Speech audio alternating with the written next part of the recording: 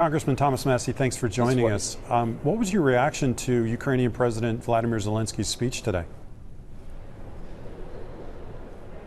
Well, I think he did his job. His job was to make a plea to Congress to send him support.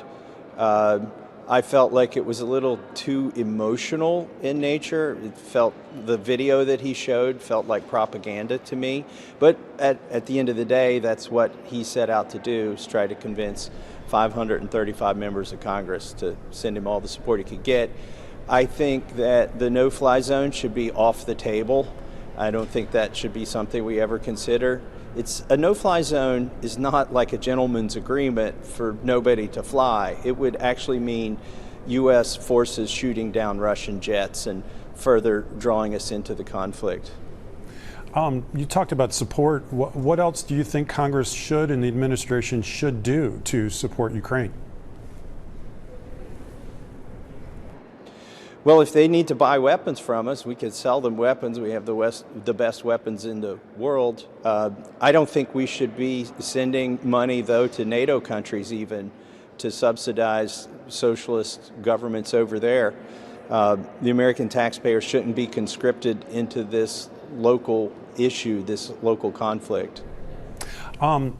Now, we talked a little bit about the support. You were one of the few congressmen to vote against the resolution that Congress passed in support of any support for the Ukrainian conflict. Why did you vote against it? Well, I felt like the resolution that Congress passed supporting the Ukrainian people, it had a great title, supporting the country of Ukraine. I do support them. They have a right to determine their own destiny and to be a sovereign nation free from invasion. However, the resolution went way too far. It had an open-ended call for military assistance to Ukraine, which could have been interpreted as boots on the ground, or as we talked about earlier, a no-fly zone, both of which I do not support. And also, I thought it was so broadly drafted that it escalated the conflict instead of de-escalating it, because it named the government of Belarus as sort of a dictatorship that needed to be overthrown. I think we need to deal with one conflict before we expand the conflict into other countries. Switching to domestic matters, one of the main topics or one of the main issues on people's minds right now is inflation, gas prices, and so forth. What else can Congress do, or should the administration do, to address inflation? We know that the Fed is going to cut interest rates, but is there anything more that should be done? Well, there are certain things we can target in certain sectors of the economy. I've got a bill called the Prime Act, which would provide competition to the monopoly that exists in the grocery store. 85% of food, meat, is processed by one of 4 processors in this country. And my Prime Act would create more competition for them by lowering regulations for local farmers and local processors. We could do that this week, and it would provide immediate and long-lasting relief to the inflation in grocery stores. We could encourage development of domestic energy sources, and that would provide some relief there at the gas pump. But the reality is, Congress created this problem. A lot of people want to point their fingers at Joe Biden, and some people point their fingers at Donald Trump.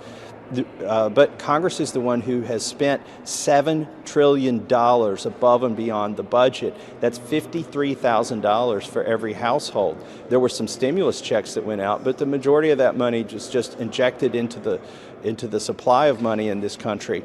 There wasn't $7 trillion to borrow, available to borrow. So what did our government do? They printed the money. They created money out of thin air, and that's why the biggest reason we're seeing inflation right now. And I predicted this 2 years ago when I stood up against the first $2 trillion stimulus bill. I said the policies would cause shortages and the monetary policy would cause inflation, and here it is. Okay, so it is here. What else? What should we do about it? I know you talked about past decisions, but we're dealing with the reality now. What other policy measures can be taken to lower prices? Well, we can quit spending ridiculous amounts of money. That's what Congress needs to do. It just spent $1.5 trillion last week, added directly to the deficit, gave our congressional offices a 21% increase in spending, yet the American people are being told that inflation is less than 10%. So there are policies that we can adopt to reduce inflation in certain segments, like I mentioned, the energy segment and the food segment.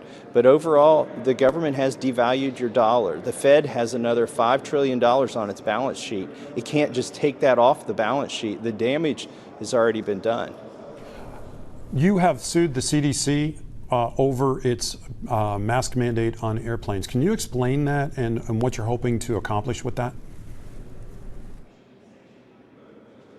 Sure. You know, today when Congress listened to the address from Zelinskis, I witnessed senators and congressmen packed shoulder to shoulder very tightly in a room with no masks, no vaccine mandates, no testing for COVID, no social distancing. Yet on airplanes, for some bizarre reason, Joe Biden is still requiring everyone to wear a mask. I think it's theater, and it needs to end.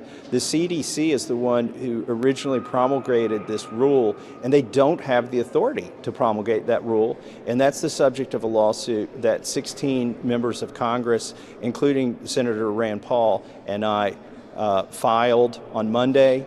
We will be seeking an injunction because the Biden administration has indicated they're going to do this for at least another month. I think it's time to end it, and we're hoping to get a positive ruling very quickly from a federal judge. Okay, final question. The Senate passed a new measure that would get rid of daylight savings time. What's your stance on that, and should we get rid of it? We should set our clocks to one time and leave them set. We shouldn't put ourselves through this torture of changing our clocks twice a year. It's hard for parents who have children.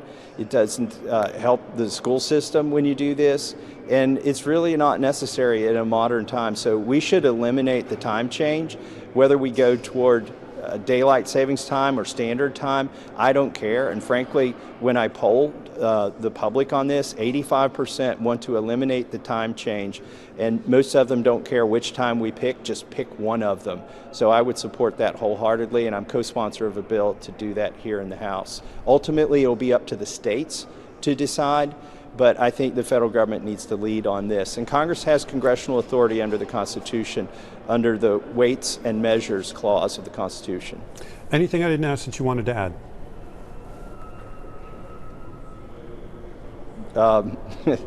That's about all I can think of, James. You covered all the recent topics. I know you can't see me, but I can see you, and it's good to see you again. Thank you very much, Congressman. Well, proverbially, it's good to see you and excellent to hear from you, and look forward to doing more interviews. Absolutely. Have a good day.